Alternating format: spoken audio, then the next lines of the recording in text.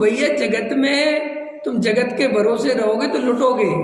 कोई भगवान, कोई विद्वान, कोई महाराज, कोई गुरु तुम्हारा कल्याण करने वाला नहीं है। तुम्हारा कल्याण तुम्हें स्वयं ही करना पड़ेगा। ये बात तुम्हारे अंदर श्रद्धा में बिल्कुल पत्थर की लकीर जैसी बैठ जानी चाहिए।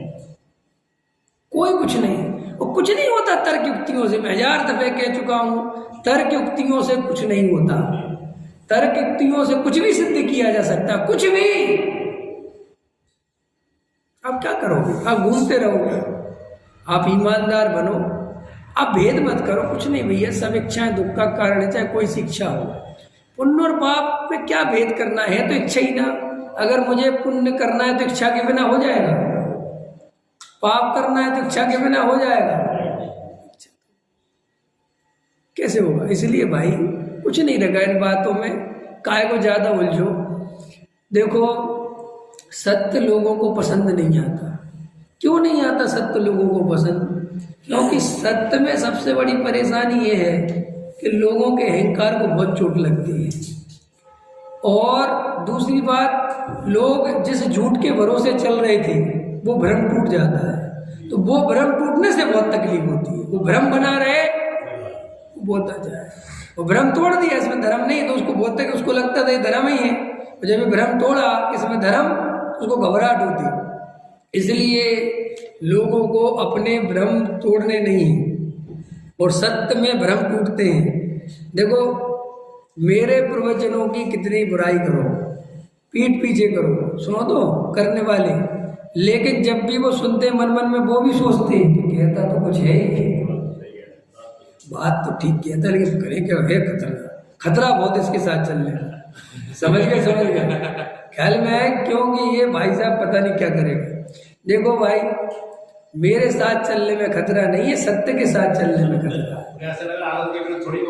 हाँ, अरे आगम के विरुद्ध और आगम के समर्थन में होता क्या? ये रटे रटाए वाक्य।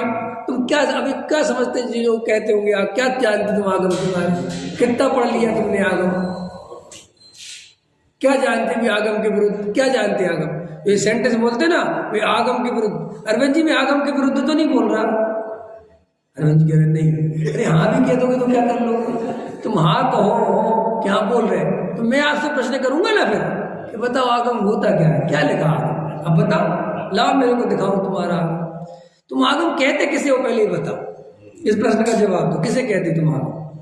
क्या है तुम्हारी परिभाषा आगम कि जो आप्त के द्वारा कहे गए वचन है वे आगम है? कौन से वचन जो आप्त के द्वारा कहे गए? बताओ, लाओ। कुंद कुंद देव के वचन आगम वचन है, कैसे पता तुम्हें? क्या उत्तर है? बताओ तो, कैसे पता? क्यों? क्योंकि 800-500 वर्ष बाद जितने जो घूम रहे आचार्य, ये सब इनके आगम वचन हो जाएंगे। आगम वचन हो जाएंगे ना। अभी जो आज के आचार्य मुनिराज है, ये जो ग्रंथ लिखेंगे, लिख रहे हैं कि 500 वर्ष बाद, 1000 वर्ष बाद आगम वचन हो जाएंगे। क्या उस समय की जनता को क्या पता क्या था? अब क्या करें पंडित, तो जमीन खिसकाई नहीं पूरी, अब कुछ नहीं बचा। अरे तुम्हारा आत्मा बचा ना, अपनी आत्मा के भरोसे नहीं जी सकते क्या? जब देखो शास्त्रों के भरोसे जियोगे, भगवान के भरोसे जियोगे, मंदिरों के भरोसे, अपने भरोसे जियो। हमारा आत्मा बचा, और मेरा आत्मा सबसे ज्यादा ईमानदार है। डरना क्या है? क्या घबराना? आगम के भरोसे जी रहा हूं क्या मैं? कहाँ क्या लिखा है? क्या लिखा? लिखा होगा कुछ भी, इसमें भी लिखा हो, किसी ग्रंथ में लिखा मिल जाए, पंच इंद्रिय के विषय भोगों में शाश्वत सुख है। बताओ, होगा आगम? मुझे नहीं मानना है साहब। आगम मेरे अनुभव से मैच करना चाहिए ना। जब मेरा अनुभव कह रहा है कि इंद्रियों में सुख है ही नहीं, ये कैसे लिख दिया कि नहीं साहब बहुत बड़े आचार्य का भगवान ही हो तो भी नहीं मानूंगा मैं? ऐसी अनुभव की धारा तुम्हारे अंदर बहे, तब तुम्हारे जीवन में हरियाली आएगी। न कभी किसी के जड़ पकड़ के धोगे। हमने प्रभु जी के चरण पखारे, पखारते रहो। समझ गए? उगाते रहो। कहाँ होना है? भैया अंतरंग में जाओ, आत्मा अंदर में बैठा है, बाहर में कुछ नहीं है। कि क्यों नहीं समझ में आती बात। मुझे बात बहुत अच्छा बोला जैन साहब, आगम विरुद्ध, आगम विरुद्ध बोलते वो जो बोलते ना, इनको पकड़ के मेरे ध्यान में लाओ, आगम जानते क्यों? तो सुनाओ, दो चार आगम की गाथा है सुना लाओ। और क्या याद है तुम्हें आगम के बारे में? बताओ।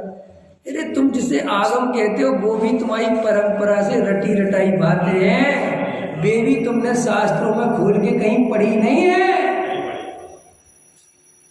मुझे कई लोग मिल जाते हैं, वो कहते हैं जी सोनगढ़ वालों के सूर्य मंत्र कौन देता है? ये प्रश्न उनका बड़ा गजब, व्यवहारियों से कभी मिलो ये प्रश्न बिल्कुल हाँ पंच। तो कई लोग उत्तर देने लगते हैं, मैं उत्तर नहीं देता। मैं कहता ये बताओ किसको देना चाहिए, तुम्हें बताओ। वो कहते मुनिराज को। मैं कहती कहाँ लिखा? प्रतिष्ठाचार्य को नहीं देना चाहिए तो ये कहता है ना, तो प्रतिष्ठाचार्य को नहीं देना चाहिए ये कहाँ लिखा? और मुनिराज को ही देना चाहिए कहाँ लिखा? वो गाथा सुना, उस ग्रंथ का नाम बता, पेज नंबर बता, वो चुप हो जाता है। अब कहते ये तो कुछ नहीं पता। तो ये तुझे किसने सिखाया? कि ये तो हमारे बाप दादा बता गए, तो बस मेरे बाप दादा ही बता गए थे कि कोई भी दे दे। समझ में आया कि नहीं आया?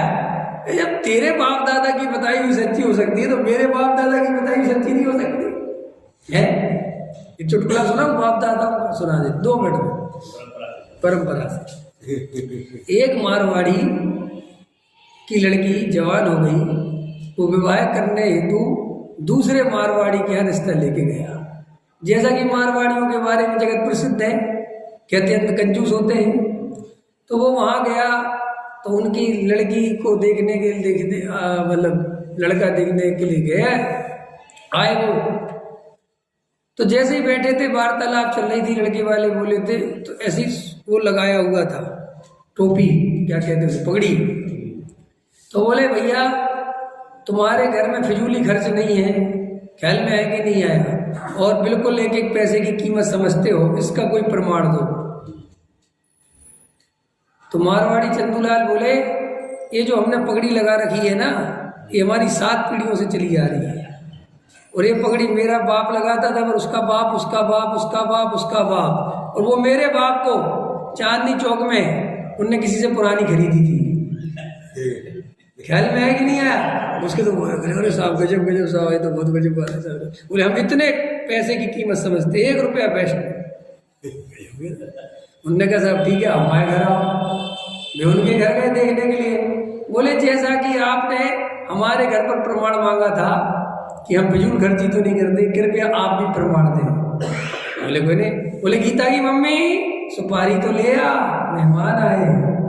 तो भाई वो सुपारी लेके, तो उनने सुपारी ली, अपने मुंह में रखी, 4-5 बार घुमाई, बाहर निकाली, कपड़े से पहुंची, और नंदूलाल मारवाड़ी की तरफ बढ़ाते हुए बोली लीजिए सुपारी को।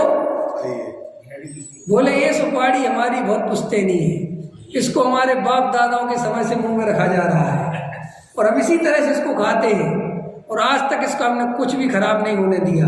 और ये सुपारी हमारे बाबूजी को अकबर बादशाह के लाल किले के सामने डली हुई मिली थी। प्रमाणिक हो गए कि नहीं हो गए? हैं खरीदी नहीं? हाँ उन्होंने तो पुरानी ली थी। बोले हम तुमसे भी ज्यादा प्रमाणिक हैं। बोले रिश्ता मंजूर है।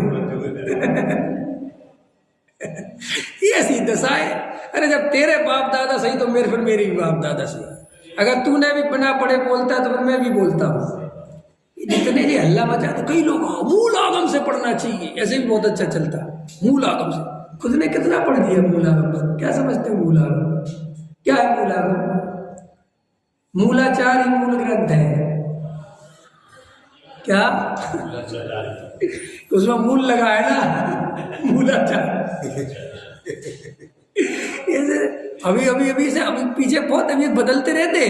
पहले लोग समयसार वगैरह नहीं पढ़ते थे, और कोई ग्रंथ कुंद कुंद भी पढ़ते नहीं थे, लेकिन इनने देखा यार कुंद कुंद अपने हाथ ही से छूटे जा रहे, अपन मुफ्त में छोड़े दे रहे हो। कुंद कुंद सब जगह लेके हुए मूर्तियों पे पुरानी, अब करें क्या? तो पकड़ो इनको वापस। तो बोले करें क्या? तो बोले इनका समयसार गलत है, अब पढ़ना ही है समयसार, क्योंकि जनता मान नहीं रही थी पढ़े बिना। नहीं समझ में यार बात है कि जो नहीं, जिसकी जितनी मना की जाए उतना ही मन करता है। तो जनता पर मान नहीं रही थी तो उन्होंने कहा अपने छपवा दो और अपने हिसाब से छपवा दो। ख्याल में है कि नहीं है? ये पढ़ो। अब समझ आ रही, हमारा वाला है तुम्हारा वाला, दो कर दिए। कुंद कुंद को पता ही नहीं था कि ऐसे दो हो जाएंगे। ख्याल में है कि नहीं आया? हाँ, लेकिन हमें तो पता है चार होने में देर थोड़ी लगती है। जब पंथ संप्रदाय इतने बट गए तो ग्रंथ बढ़ जाए, इसमें क्या आश्चर्य की बात? गहराई से विचार कर।